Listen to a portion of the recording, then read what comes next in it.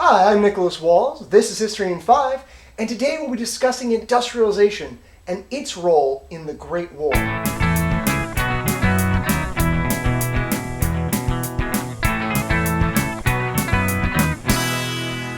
The Industrial Revolution began in Europe and changed how people worked, how they lived, and how they interacted with one another.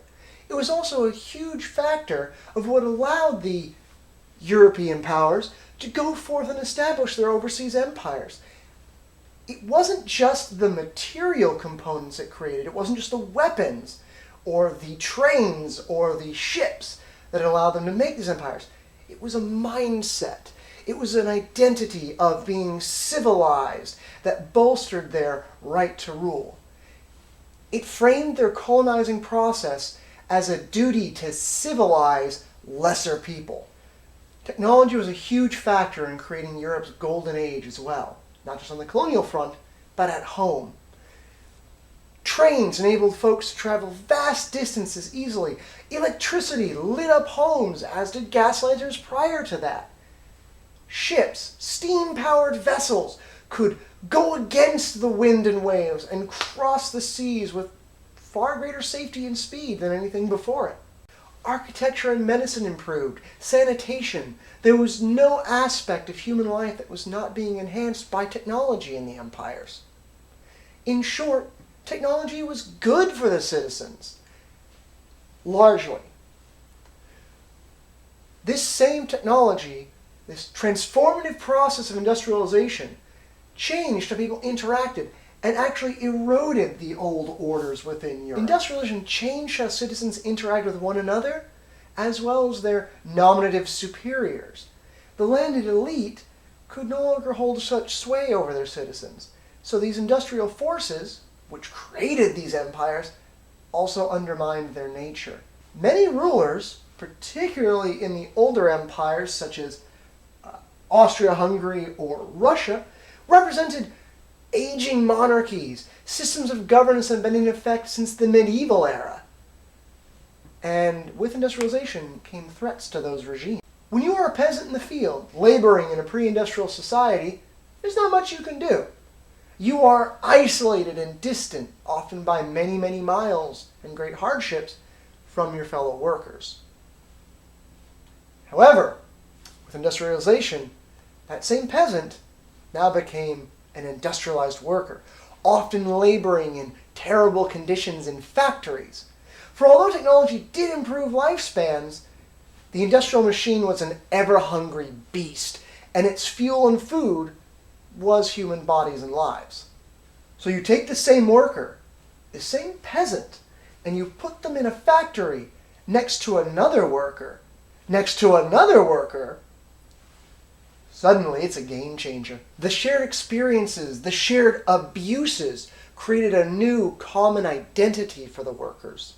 It created a new class consciousness, a formidable proletariat that would come to rise up and demand greater rights and recognitions for the people. Industrialization proved a dual-edged sword for the great powers.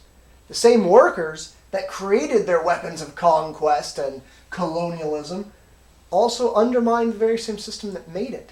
The workers that crafted these weapons and these tools demanded a greater voice.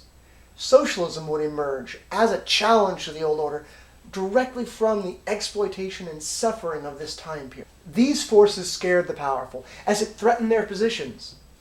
The Tsar of Russia, in particular, desperately tried to halt these forces of industrialization as they spawned challenges to his ancient regime, not just from workers, but also amongst the nobility and the military.